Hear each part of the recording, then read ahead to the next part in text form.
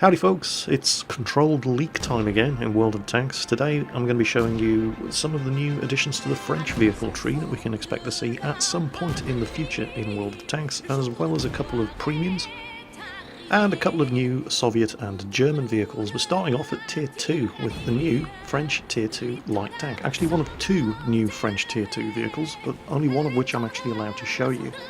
And that's this one, the FCM-36.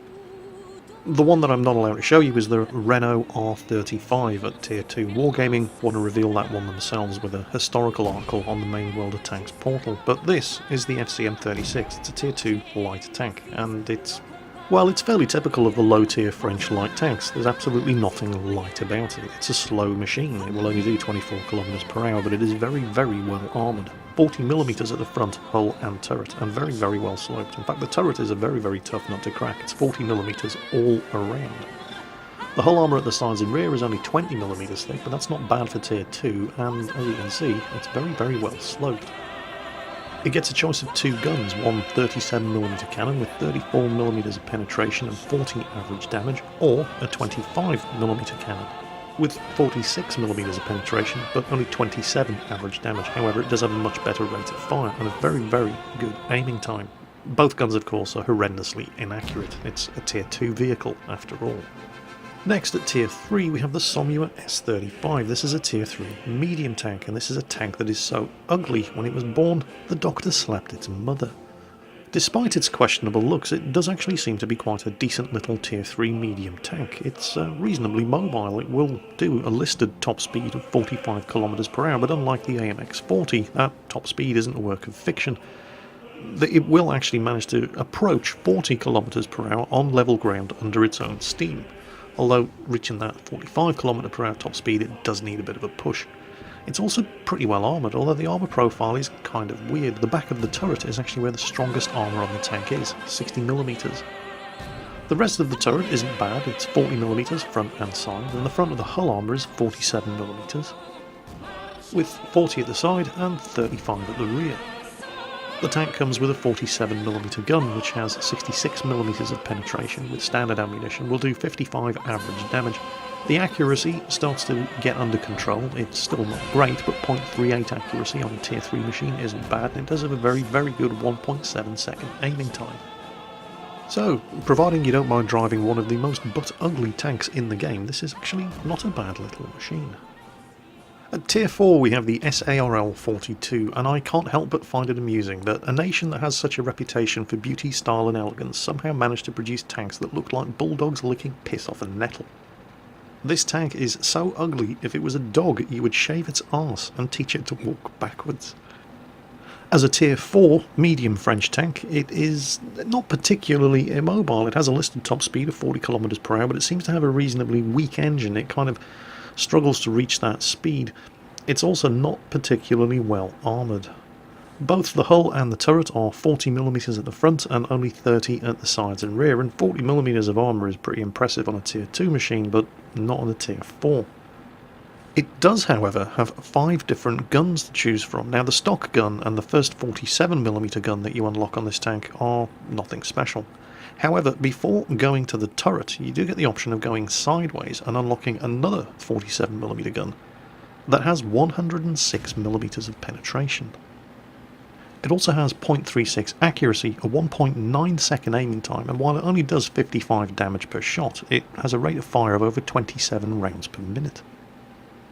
The remaining 2 gun upgrades are pretty lacklustre by comparison. The first 75mm gun is pretty terrible. It only has 74mm of penetration, and the theoretical top gun on the tank, another 75mm gun, while it does have 100mm of penetration and 110 average damage, it is horrendously inaccurate and has a long aiming time by comparison to this side upgrade 47mm gun. I suspect this is the gun that most people are going to be using on this tank. At Tier 5 we have another medium tank, the Renault G1, and it's a little baby BDR, isn't it? Just look at it. The turret's a dead giveaway, as is the name. The G1 seems fairly consistent with the tanks that have preceded it. It will do 40 km per hour, but it does seem to have a reasonably powerful engine, and the armour profile on the tank, while the armour isn't particularly thick for Tier 5, 60mm at the most, it's also 60mm at the least. This tank has 60mm of armour, front, side and rear, turret and hull. What makes the Renault G1 interesting is that, like the SARL 42 before it at Tier 4, it has an optional gun upgrade that you do not have to unlock in order to progress to the next machine in the tier, which incidentally is the ARL 44 at Tier 6. You get to the ARL 44 by unlocking a 75mm gun, which is your typical Tier 5 medium tank gun with 100 penetration and 110 average damage, but if you choose to unlock the optional gun upgrade, you get what looks to be a 105mm howitzer, which does a whopping 410 average damage. Now, I can't tell you what the ammunition choices are for these guns, I don't have that information, but I suspect high explosive and high explosive anti-tank. 410 average damage with high explosive and 350 with high explosive anti-tank. It is horrendously inaccurate, however, with 0.53 accuracy. But it will pump a shot out just under once every 10 seconds, only has a 2.5 second aiming time, which isn't bad for a howitzer, 53mm of penetration with high explosive, 104 with high explosive anti-tank. So this is the new French light tank and the French medium tanks leading up to the ARL 44 French heavy tank at Tier 6. There are a further 2 new French medium tanks being introduced into the game, and you're going to get to them via the AMX 1390. And those 2 new French medium tanks are the long-awaited release of the French AMX 30, coming in 2 flavours, the prototype version at Tier 9 and the full-blown version at Tier 10. The AMX 30, seen here at Tier 9 in the prototype version, actually has a lot of similarities with the German Leopard 1 main battle tank. France and Germany actually entered into an agreement to develop this tank together. However, the agreement fell apart when the Germans decided they didn't want to use the French 105mm gun and went their own way and ended up developing the Leopard 1 main battle tank. The AMX 30 is what resulted from the French development. It has a lot in common with the Leopard. It does not rely on its armour for protection at all. It's all about the mobility. Now, unfortunately I can't give you exact numbers and figures because Wargaming neglected to provide me with a tank stat screen the way they did with all of the other French machines, but you can see it easily reaching 60 kilometers per hour here. Armour-wise, once again, I can't actually give you any figures for the hull, but I can tell you that the turret, certainly the upgraded version, has 80mm of armour at the front. And, well, that's as good as it gets. The side and rear are absolutely terrible. This is definitely a lot like the Leopard, all about the mobility and nothing to do with the armour.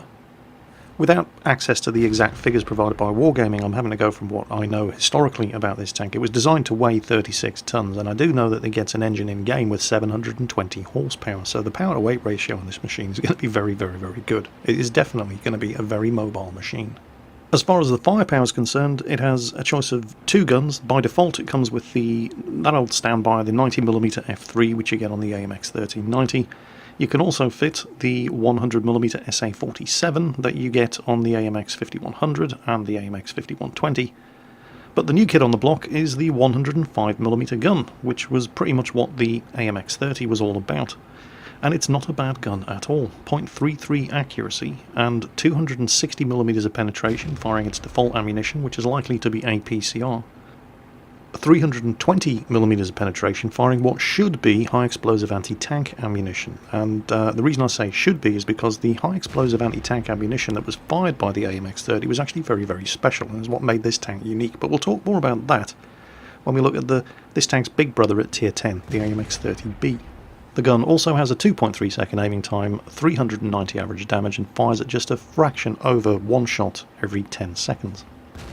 Moving up to Tier 10, this is the big boy, the AMX 30B Tier 10 French medium tank, completely different from the Batchat. The B in the title indicated that this was the production version of the machine. Nearly 4,000 of these things were built worldwide from 1966 onwards. It's a 36-ton tank with a 720 horsepower engine. It will do 65 kilometers per hour. It will traverse at 48 degrees per second, the turret traverses at 38 degrees per second, and it has a 410 meter view range. Armour-wise, 80mm at the front of the turret and the hull, 35 at the side of the hull, 30 at the rear of the hull, 40 and 30 at the side and rear of the turret. Again, like the prototype, this thing is not about the armour, it's all about the mobility. The gun is, well, no great surprise, it's the 105mm, but it's an improved version with better soft stats than you see on the version at Tier 9. It has a rate of fire of 6.74 rounds per minute, the same 260 and 320mm of penetration, 390 average damage, but the accuracy is 0.3, which is phenomenally good, and 2.1 second aiming time, which is also very, very good. What made this tank unique was the high explosive anti-tank, or if we're going to be completely 100% accurate, the high energy anti-tank ammunition that this tank fired. It had a smooth bore gun. This tank was developed in the 1960s when pretty much everybody apart from the British, because the British loved their Hesh, were switching from rifled tank guns to smooth bore tank guns. Now the problem was if you were going to fire high explosive anti-tank ammunition, and pretty much everybody was firing high explosive anti-tank ammunition, which is why this tank and the German Leopard didn't bother putting any armour on, because it would have been a complete waste of time.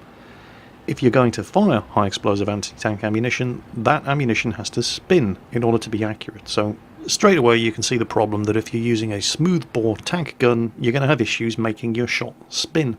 Now, every other country in the world other than France solved that problem mostly by using thin, stabilised high explosive anti-tank rounds. The French went for a completely different solution. The French went ahead and designed a completely unique high explosive anti-tank shell, which was essentially two shells in one inside the other. Fired from a smooth bore gun, the outer casing wouldn't spin, but it was separated from the inner casing by a layer of ball bearings, and that allowed the inner casing to spin. And that meant that the French high explosive anti-tank ammunition was a lot more accurate than everybody else's, and that is probably why this gun has its 0.3 accuracy. So there you go, fact fans, the French, not just a pretty face. Even if they can't drive. Look at that.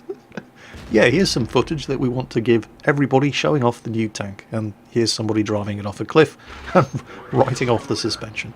GG Wargaming. Oh well, they're only human, I suppose. So, the French tech tree receiving some love at last after years of neglect, and that's going to make a lot of people very happy. Strangely enough, it's going to make a lot of German people very happy. I did actually meet a whole bunch of French tank enthusiasts from Germany when I went to Gamescom this year. They've been yelling on the forums for some love for the French tech tree for, well, forever. So their wish is finally coming true. So, we're going to finish off with a look at what I'm told are a bunch of premium vehicles which are arriving at some point in the undisclosed future. So what does Germany need as far as premium vehicles are concerned? Let's have a look at their tank destroyers. At Tier 5 they've got the Stug 4, at Tier 6 there's the Dicker Max, Tier 7 the E25, and Tier 8 the Jagdtiger Pak 43 88mm. So, yep, Germany definitely needs another premium tank destroyer, and at Tier 7 that's exactly what they're getting. This is the Krupp Steyr Waffenträger. It has 850 health, only weighs 14 tons, has a 140 horsepower engine, will do 35 kilometers per hour, turns very, very quickly, 40 degree per second traverse. The armour is terrible, 20 millimeters at the front, 10 at the side, 8 at the rear. I have seen more heavily armoured Ford Escorts, has a 380 meter view range, has a turret which turns at 32 degrees per second, and has the German 88mm L71 gun. It's probably fair to think of this thing as a Tier 7 Rheinmetall Borsig Waffenträger. The comparisons are obvious. It has a turret, it has a mean gun. It's very small, it's liable to be very, very stealthy. It's probably going to be a royal pain in the arse in Tier 7, 8 and 9 games. No official word that this machine does not have preferential matchmaking, but Wargaming are definitely taking steps away from introducing new vehicles that have preferential matchmaking and limiting the availability of those existing machines that do, which is why machines like the E25 are being removed from the gift shop. Next up, the British are getting some premium tank love as well. This is the A45. Hang on a minute, Jingles, that looks an awful lot like a Centurion to me. Well, you're actually not too far to the mark. This is the Universal Tank Concept A45, developed in 1947. It is essentially the forerunner of the Centurion main battle tank. Here in the game, it has the Mark III Centurion turret with a 17-pounder gun. And you'll be delighted to hear that the A45 follows on in the proud tradition of Tier 7 medium tanks in that it has an absolutely god-awful gun. It uses the British 17-pounder, which isn't too bad on the TOG at Tier 6 because that gets preferential matchmaking and it's absolutely fantastic on the Valentine Archer at Tier 5. But none of those have to fight E75s and ST1s.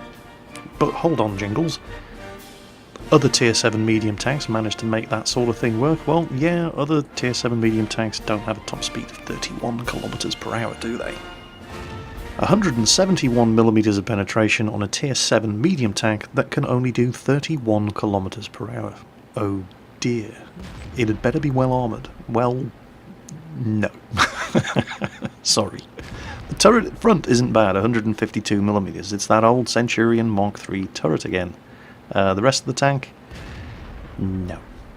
The hull has 76mm at the front, 50 at the side, 38 at the rear. The turret, as mentioned, turret front 152, 88 at the sides and rear. It's pretty much a one-trick pony. It's only going to be good, hull down, immobile, shooting at other tier 7s, possibly tier 8s, and hopefully not tier 9s. It's pretty much going to live and die at the whim of the matchmaker and the rest of your team. And I fully expect people to gift me this tank in the hundreds. Hey Jingles, I heard you like British tanks, so I got a British tank to go with your British tanks. Gee, thanks guys. Next, we have the Object 244. It's a premium Soviet tier 6 heavy tank with 880 health. It weighs anything between 44 and 49 tons with a 520 horsepower engine. It has a top speed of 42 kilometers per hour. This is a pretty quick tank. It's not particularly manoeuvrable, however. It will only turn at 28 degrees per second. Armour-wise, it has 120mm at the front of the hull, 100 at the side, 60 at the rear, and the turret, 100 at the front, 90 at the side and rear. View range, 340 metres, turret traverse, 26 degrees per second. It is armed with yet another version of the ubiquitous Soviet 85mm gun, which fires at 10.53 rounds per minute, has 144mm of penetration, 194 with APCR ammunition, does 180 average damage, 0.35 accuracy, which isn't bad, and a 2.3 second aiming time. It looks like a pretty solid tank. Nothing particularly special about it other than the top speed, but certainly nothing bad about it either. Next, we're going to round things off with a preview of what they're calling the Berlin Trio, which is kind of bizarre because there are 4 of them. So, I don't know.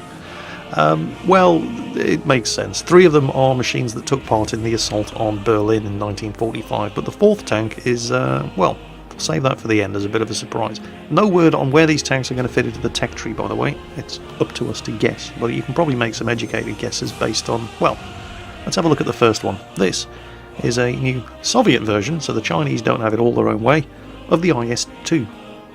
So, how's this different from the Chinese IS-2? Well, the Chinese IS-2 doesn't have logs.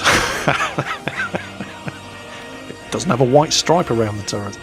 It's an IS-2. You know what to expect. Mobile, decent armour, 122mm gun. Obviously the tank comes with a lot of cosmetic differences to standard vehicles in the game. The side of the turret there you can see the emblem of the 7th Guards Armoured Brigade, the old white bear with the red star, as well as the white stripe around the turret, which was common on late war Soviet tanks. As far as the stats of the vehicle are concerned, don't expect any surprises. It's an IS-2. It's got a 122mm gun with 175mm of penetration, 390 average damage. It's your standard D25T 122mm gun. The tank itself, again, no surprises. It's got 120mm of frontal hull armour, 100mm of frontal turret armour. It will do 34 km per hour. It's an IS-2. The only real differences are the cosmetic differences that you can see just by looking at it, and the fact that the IS-2 finally exists in the Soviet tech tree in a form other than an IS with an upgraded turret and gun. Second machine in the Berlin Trio series is a Tier 7 tank destroyer, the ICS-122C. It essentially is an Su-152 without the 152mm derp gun. As the name suggests, it uses a 122mm gun.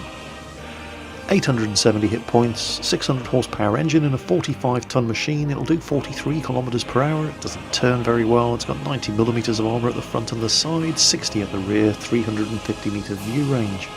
The gun is exactly the same as the 122mm D25S Mod 1944 gun on the Su-152. 175 penetration, 390 average damage, 8.11 rounds per minute, 0.41 accuracy, 2.9 second aim time. Absolutely no surprises whatsoever in this machine, other than the cosmetic differences that are obvious just by looking at it. Rounding off the Berlin Trio is a tank that is probably going to be wildly popular, certainly among the Polish community, regardless of how good it is. It's the T-34-85 Rudy. Why is it going to be popular? Well, apparently it's based on a tank from a very popular Polish TV show, which in turn was inspired by a very popular Polish book. I'm not going to waste your time reading out the stats. It's a T-3485. It's a good tier 6 medium tank. People aren't going to get it because they want the T-3485. They're going to get it because they're a fan of the TV show, or they're a fan of the book, or they just like the way it looks. And I have to admit, I am quite impressed with the cosmetic job that they've done on this machine. Incidentally, there are, well, apparently the TV show and book also featured a dog as a member of the crew, and there are rumours that Wargaming are going to include a dog as one of the crew members of this machine, and no, unfortunately, he's not going to get any special perks. And that, of course, brings us to the fourth and final vehicle in the... Yeah, I know, I feel stupid even saying it. Hey, this is Wargaming's words, not mine. The fourth and final vehicle in the Berlin trio, and that's the Cromwell Berlin, as you can see here. Now, I must admit, this tank confuses me greatly. Looking at it, there's a dirty great big white star on the back. It's painted in American olive green colours, but it's a British tank. Does this mean the Americans are getting a Cromwell in their tech tree? Well, I have to tell you, I have been over this tank with a fine tooth comb, and I cannot figure it out. There's an American helmet hanging from the side of the turret, but there's a British 1937 pattern webbing pack hanging from the other side of the turret, and despite the American insignia on the engine deck, it's got the British Desert Rats 1st Armoured Division insignia on the front and rear of the tank. So this tank has a severe case of schizophrenia. I have no idea if this is going to be in the British or the American tech trees. At this point, your guess is as good as mine. Whoever ends up having it, having another Cromwell in the game is never a bad thing.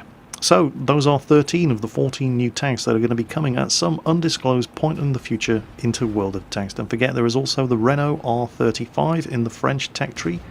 We haven't been given any information on the Renault R35 to show you, purely and simply because Wargaming want to unveil that tank themselves. They're going to be unveiling it on the World of Tanks portal, accompanied with a historical article detailing all the information about that tank. I hope you've enjoyed this preview of upcoming tanks in World of Tanks. As always, take care folks, and I'll catch you next time.